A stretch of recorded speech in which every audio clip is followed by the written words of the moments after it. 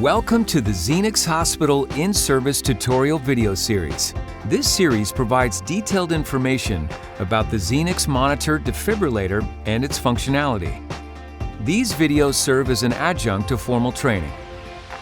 Please take time to read the operator's guide, available online at zoll.com.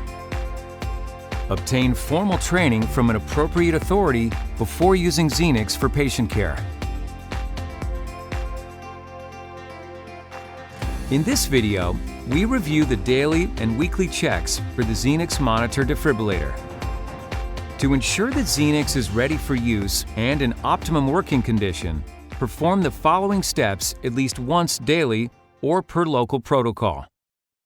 Confirm that the device is clean, free of any spills, and has no objects sitting on top of it. Verify the presence, proper condition, and appropriate quantities of supplies.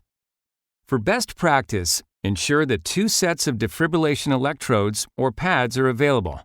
Verify that they are within the expiration date printed on the package. Inspect the ECG electrodes for signs of damage. Verify that they are within the expiration date printed on the package. Open the printer door and verify that paper is loaded. Make sure that a fully charged battery is installed.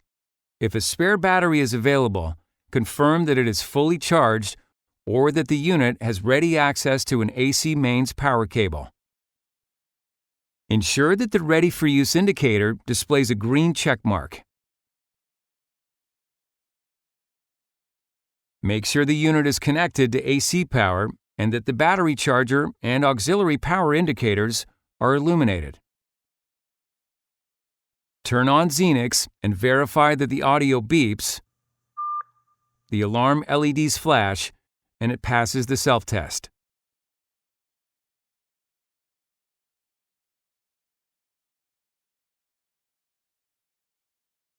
Perform the following energy delivery test with defibrillation electrodes daily, unless Zenix is configured for an automatic daily code readiness test.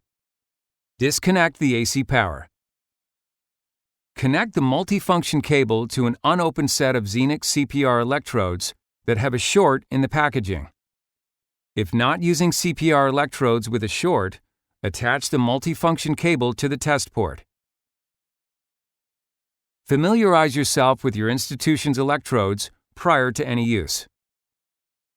Turn Zenix on.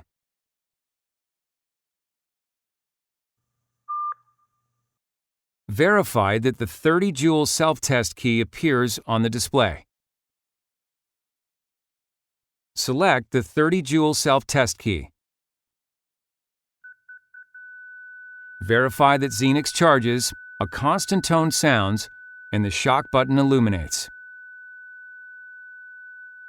Select Disarm to disarm the device.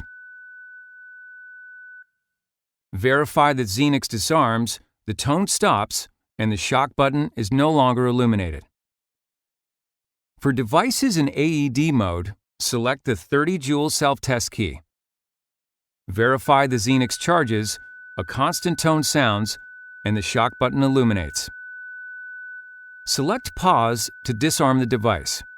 Verify that Zenix disarms, the tone stops, and the shock button is no longer illuminated. Select the 30-joule test button. Verify that Zenix charges, a constant tone sounds, and the shock button illuminates. Press the shock button. Verify that Zenix discharges and that the 30-joule self-test passed message displays. For devices in AED mode, select the 30-joule self-test button. Verify that Zenix charges, a constant tone sounds, and the shock button illuminates. Press the shock button. Verify that Zenix discharges and that the 30-joule self-test passed message displays. Turn Zenix off.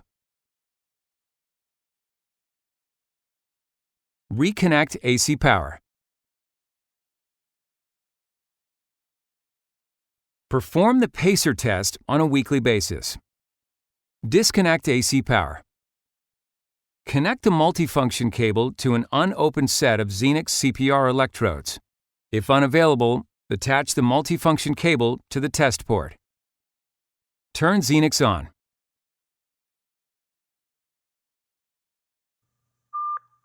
Select the pacer mode. Verify that pacer settings and the words pacer off appear on the screen. Set the pacer rate to 60 pulses per minute.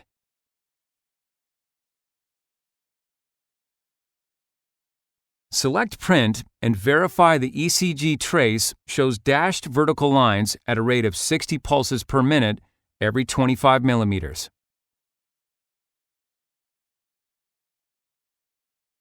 Set the pacer output to 25 milliamps. Verify pacer on appears on the dashboard.